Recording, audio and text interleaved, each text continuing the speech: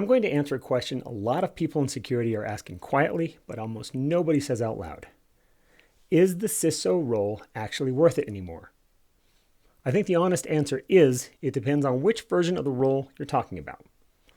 The old version, the one most people got hired into, is getting harder to sustain.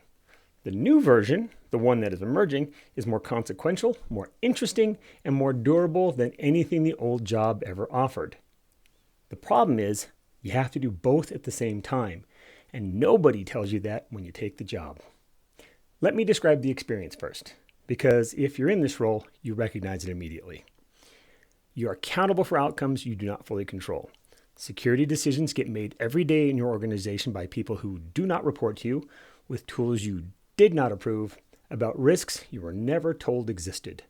And when something goes wrong, the accountability lands on the person with security in the title. You carry liability without commensurate authority.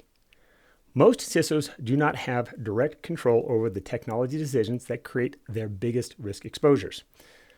The business deploys tools. IT manages infrastructure. The CISO is responsible for the risk profile of all of it. The title exists without matching decision rights. You can advise, you can recommend, you can build frameworks. But in most organizations, the CISO does not control the budget decisions, the architecture choices, or the business unit behaviors that determine whether security actually works. And you're doing this while the role itself is being redefined in real time. AI governance, non-human identity management, board-level reporting on something most boards did not understand until last year. Regulatory requirements changing faster than your compliance program can track. Listen, the average tenure in this role is 18 to 24 months. That number is not a coincidence. It is a measurement of how long people can sustain that structural tension before something gives. So is it worth it? It's an honest question. It deserves an honest answer. Here's what the old job was. The old CISO job had a defined perimeter. Protect the network, manage access, respond to incidents, keep auditors satisfied. The success metric was simple in concept. No major breach, no regulatory failure. Annual compliance certification, renewed. The technical depth that got you to CISO, the ability to understand systems, identify vulnerabilities, design controls, was directly applicable to the work. The job rewarded the same skills that built the career. That version of the role was hard. Nobody is pretending it was easy, but the frame was clear. You knew what winning looked like. The second version of the job started arriving when cloud and SaaS dissolved the perimeter. Suddenly, the assets you were protecting were not inside the network anymore. The accountability did not change, however. The control did. That transition produced a lot of the structural tension security leaders describe today. You're still responsible for the outcomes. You control less of the infrastructure that determines them. The third version is the one arriving now, and this is the one most CISOs are not prepared for. Not because they lack the technical capability, but because it requires something the first two versions never demanded at the same level. Judgment. In ambiguous, high stakes, politically complex situations. Not just technical judgment. Governance judgment. Communication judgment. Strategic judgment about which problems to solve and in what order when the resources will never be sufficient. The new version of the CISO role is not primarily a technical one. It's a leadership role that happens to require technical grounding. The frustration most security leaders feel is not that the work is too hard. It is that they trained themselves for a different game and woke up playing this one. The certifications prepared them to secure systems. The new job requires governing decision-making processes at enterprise scale. Those are not the same thing. And here is where most CISOs get stuck. They keep trying to win the old game while the new game is already in progress. They invest in technical depth when the organization needs governance breadth. They prepare detailed threat briefings when the board needs risk translation. They build control programs when the conversation has moved to AI decision accountability. The gap between what they were hired to do and what the role now requires, that is where the frustration lives. Not in the difficulty of the work, in the mismatch between the preparation and the demand. Let me make this concrete. In the old version of the job, a successful CISO built a mature security program, defined policies, implemented controls, ran tabletop exercises, passed audits. That work still has to happen, but it is table stakes now, not the differentiator. In the new version, the CISO is in the room when the organization decides which AI systems to deploy in clinical workflows. The CISO is the person explaining to the board why accountability does not end at the vendor contract.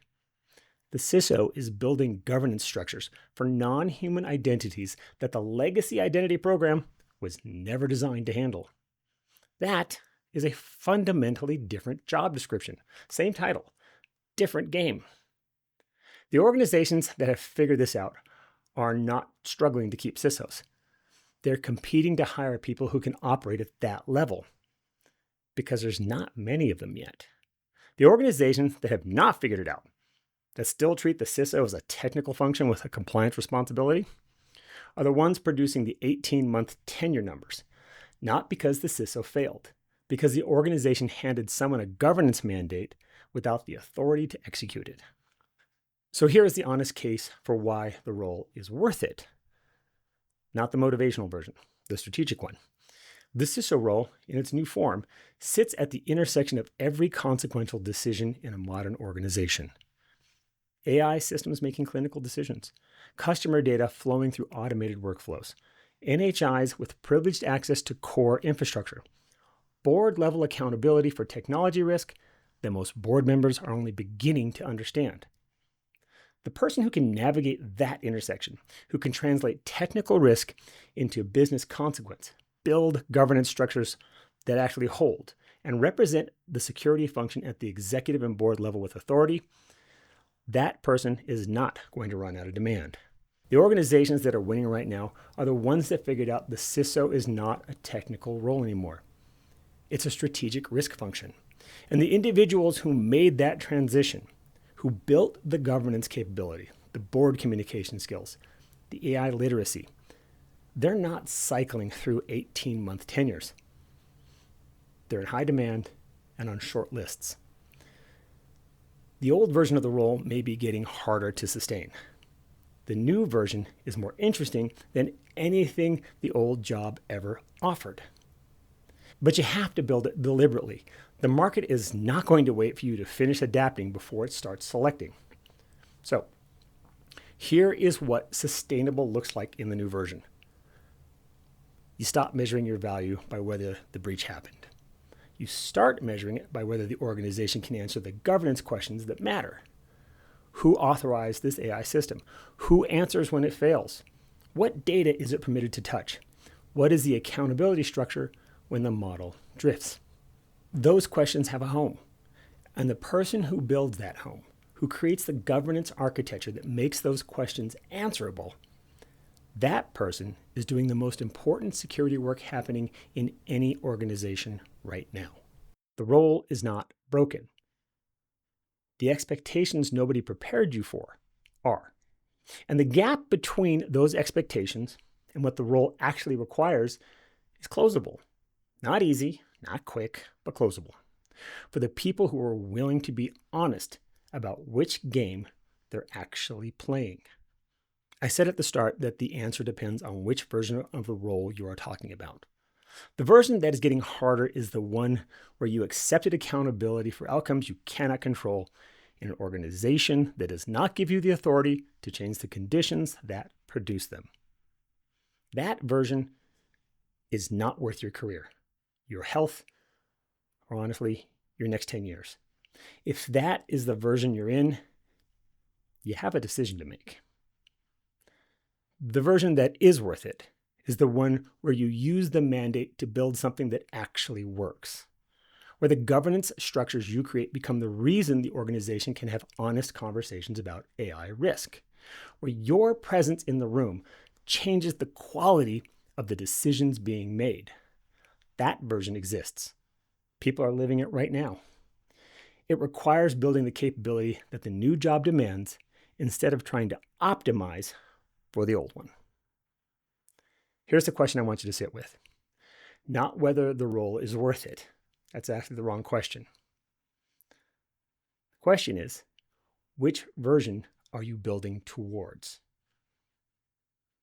If this is the conversation you've been needing to have, subscribe. I go deeper on all of it here. And if you have already made the transition, if you're already operating in the new version of this role, I want to hear how you got there. Put it in the comments. Thanks for listening.